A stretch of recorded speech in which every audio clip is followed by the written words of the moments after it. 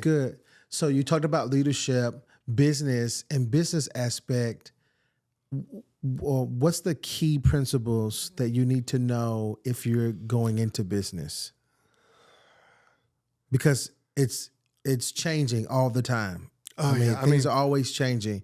So based off your own opinion and what you see, because you're still in business because it's JBA Capital. Well, it's now Covey Equity. Covey, okay. We're doing that. That's been incredibly blessed. Right. I do the ministry, and then I do some additional investments and other things too through Live Edge Capital. So right. I've got a broad spectrum. Right. This is why I'm asking because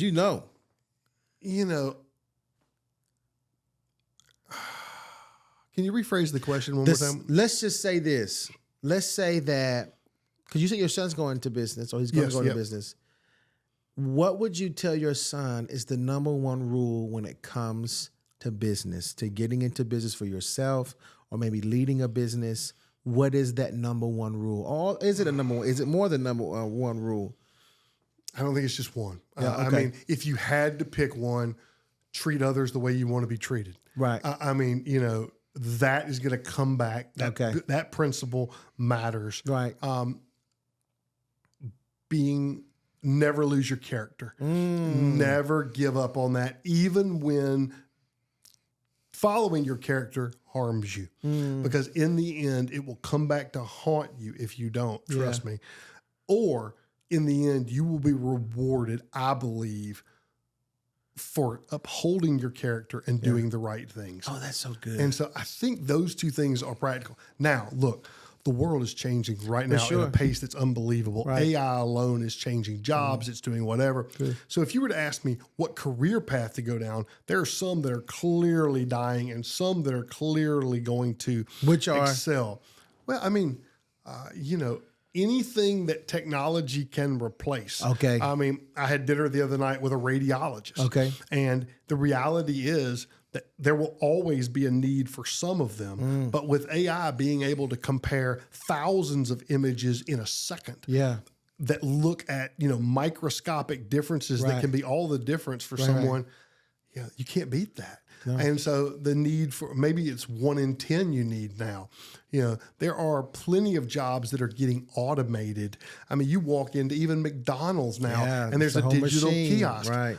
So it's impacting people at every level, from entry level all the way to the highest executives. And I'm not here to say it's going to be perfect. I'm not here to say, but every couple of years, the speed with which it's learning and doing is faster and faster. So what I would tell you is there are always going to be businesses where human interaction is critical. Okay. Where communication and clear desire for people. You can't have a robot, I don't think, do your dentistry. You can't. That would be interesting to see, though. A psychologist is not going to be a robot. There are plenty of professions where you can't be automated out, but it has so much to do with people. Right. It has so much to do with, being real. Even in my own ministry, Nate Dewberry, who's the director, he and I have been talking this week about the fact that AI is trying to help push people in one direction or another. And yet in what we do, it's human beings that understand that empathy and that's who they really want to talk to.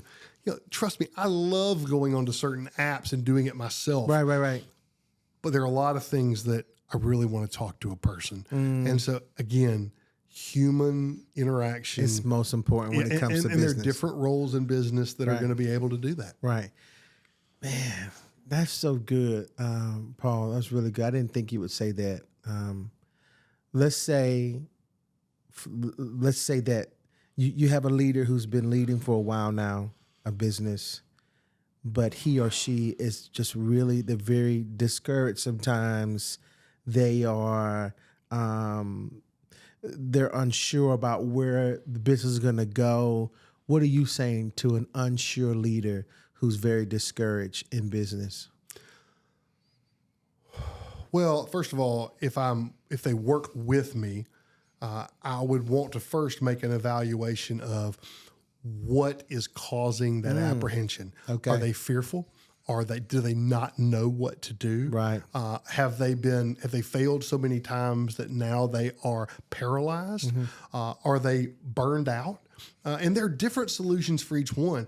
You can teach people how to look forward, but some people just need some time off. I mean, the businesses where they give people sabbaticals, I think in many ways are brilliant. Now you might argue, well, a computer doesn't need a sabbatical, right? But human beings sometimes do. Right. And so we have to reboot. I mean, God built us to go to sleep at night. Right. I mean, we reboot every day, right? And I love sleep. And me too, especially as I get older. Right. But helping people figure out what's at the root of that inability and the discomfort. Yeah.